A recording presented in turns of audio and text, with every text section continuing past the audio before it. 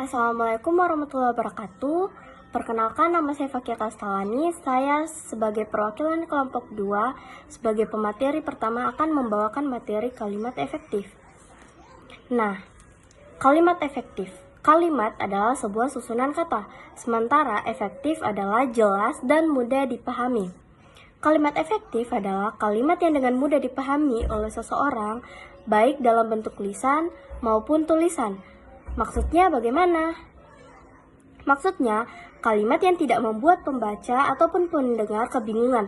Pesan yang diucapkan atau pesan yang disampaikan sama dengan maksud dari penulis. Ciri-ciri kalimat efektif ada 7, dan saya akan menjelaskan 4 ciri kalimat efektif, yaitu kesepadanan struktur, kesejajaran, kehematan kata, dan keparerelan bentuk. Ciri yang pertama, kesepadanan struktur. Kesepadanan struktur memiliki subjek predikat, seperti contoh berikut ini. Bagi semua mahasiswa perguruan tinggi ini harus membayar uang kuliah.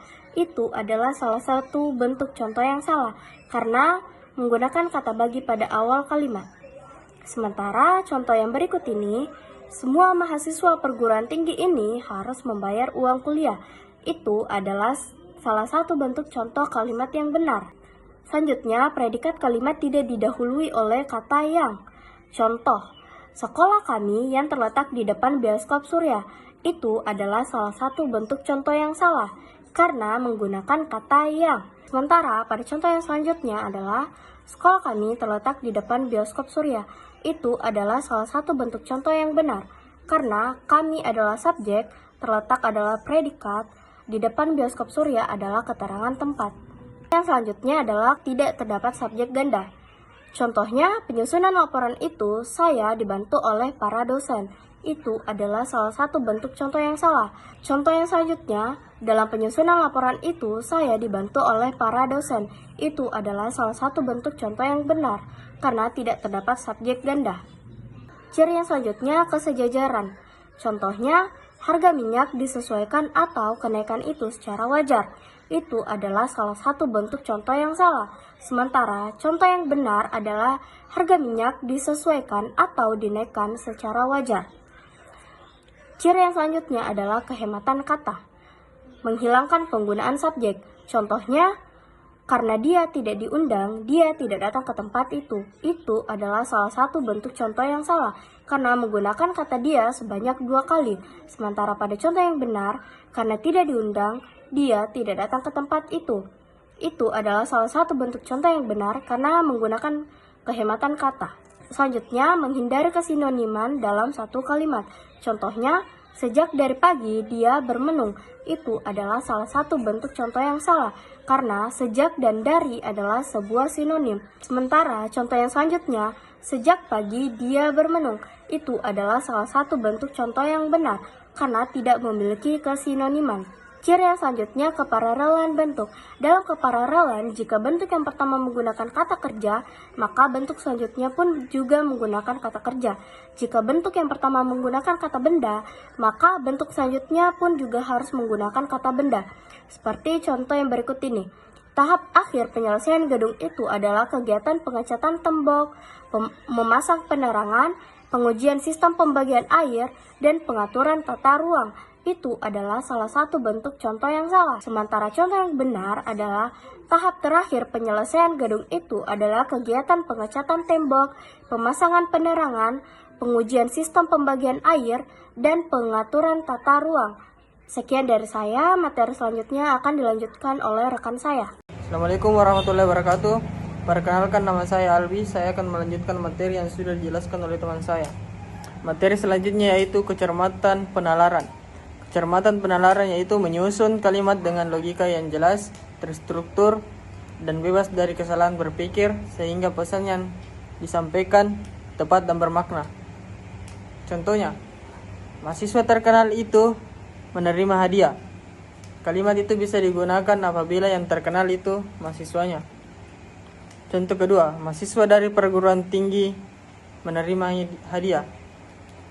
Kalimat itu bisa digunakan apabila yang terkenal itu perguruan tingginya. Selanjutnya yaitu kebervariasian. Kebervariasian yaitu penggunaan variasi dalam struktur kalimat, pilihan kata, dan gaya bahasa untuk membuat kalimat lebih menarik. Variasi sinonim kata adalah penggunaan kata-kata yang berbeda yang memiliki makna atau arti yang sama atau hampir mirip. Contoh variasi sinonim. Kata indah. Sinonimnya yaitu cantik, elok, molek, menawan, menarik. Contoh kalimatnya. Pemandangan di pegunungan itu sangat indah. Atau pemandangan di pegunungan itu sangat menawan. Kata yang memiliki arti yang berbeda namun makna yang sama. B. Panjang pendek kalimat. Merujuk pada jumlah kata terdapat dalam sebuah kalimat. Kalimat dapat dikategorikan sebagai panjang atau pendek berdasarkan beberapa banyak kalimat yang ada di dalamnya. 1. Kalimat pendek. Kalimat yang terdiri dari sedikit kata biasanya hanya mengandung satu kesatuan yang tidak banyak penjelasan tambahan. Contohnya, dia pergi ke pasar, kami sedang belajar, atau anak itu menangis. Kedua, kalimat panjang. Kalimat yang terdiri dari banyak kata dengan beberapa penjelasan tambahan atau menggunakan kata-kata sambung untuk menghubungkan ide-ide yang lebih kompleks. Contoh, setelah pulang dari sekolah, dia langsung pergi ke toko untuk membeli buku, karena besok dia harus menyelesaikan tugas yang diberikan oleh gurunya. Assalamualaikum warahmatullahi wabarakatuh. Saya akan melanjutkan materi yang telah dijelaskan oleh teman saya, yaitu kebervariasian. Di dalam kebervariasian terdapat 4 poin. Poin pertama dan poin kedua telah dijelaskan oleh rekan saya. Saya akan melanjutkan poin yang ketiga, yaitu variasi dalam penggunaan frase atau klausa. Variasi dalam penggunaan frase atau klausa artinya penggunaan berbagai jenis kelompok kata atau kalimat dengan struktur berbeda untuk membuat kalimat lebih menarik dan tidak monoton. Contohnya, dia belajar di perpustakaan setiap hari, dia juga belajar di rumah. Kalimat ini memiliki pengulangan informasi dan tidak perlu mengandung kalimat pengulangan ide yang tidak efisien, yaitu dia belajar di perpustakaan setiap hari dan dia juga belajar di rumah. Nah, mengarah pada dua kegiatan yang tidak dijelaskan secara mendalam. Maka, kalimat yang benarnya yaitu dia belajar di perpustakaan setiap hari sementara temannya lebih suka belajar di rumah. Kalimat tersebut lebih efisien karena menjelaskan dua kegiatan yang lebih mendalam. Nah, kemudian saya akan menjelaskan poin yang keempat, yaitu variasi dalam penggunaan kata keterangan. Variasi dalam penggunaan kata keterangan artinya penggunaan berbagai jenis kata keterangan, waktu, cara, alasan, dan lain-lain untuk membuat kalimat lebih menarik dan jelas. Contohnya, dia berjalan sangat cepat menuju pintu, kemudian dia berjalan dengan cepat lagi untuk menunggu teman-temannya. Kalimat tersebut terkesan berlebihan dalam penggunaan kata keterangan untuk menggambarkan kecepatan. Nah, jadi kalimat yang benarnya adalah dia berjalan cepat menuju pintu, kemudian dia berhenti sejenak untuk menunggu teman-temannya. Nah, kalimat tersebut sudah efisien karena tidak memiliki penggunaan kata keterangan yang berlebihan. Kemudian saya akan menjelaskan syarat kalimat efektif. Di dalam syarat kalimat efektif terdapat beberapa poin. Poin pertama yaitu sesuai ejaan yang disempurnakan. Poin ketiga yaitu sistematis. Poin ketiga tidak boros, dan poin yang terakhir tidak ambigu. Nah, saya akan menjelaskan poin yang pertama, yaitu sesuai ejaan yang disempurnakan. Sesuai ejaan yang disempurnakan artinya menulis kalimat yang menggunakan ejaan yang benar dan memiliki struktur yang jelas serta langsung mengkomunikasikan pesan tanpa kebingungan. Nah, poin yang kedua, sistematis. Artinya, menyusun kalimat secara langsung dan terstruktur sehingga pesan dapat dengan mudah dipahami oleh pembaca atau pendengar. Nah, poin yang ketiga, tidak boros.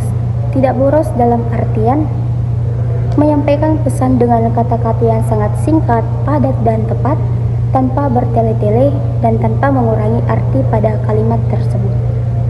Nah, poin yang terakhir, tidak ambigu. Artinya, kalimat atau pernyataan tersebut jelas dan memiliki makna yang pasti tanpa membingungkan pembaca atau pendengar. Di dalam kalimat efektif, terdapat 4 poin, di mana poin pertama adalah subjek, poin kedua adalah predikat, poin ketiga adalah objek, dan poin keempat adalah keterangan. Nah, poin pertama adalah subjek. Subjek adalah unsur yang menyatakan siapa atau apa yang melakukan tindakan menjadi fokus dalam kalimat. Yang kedua, predikat.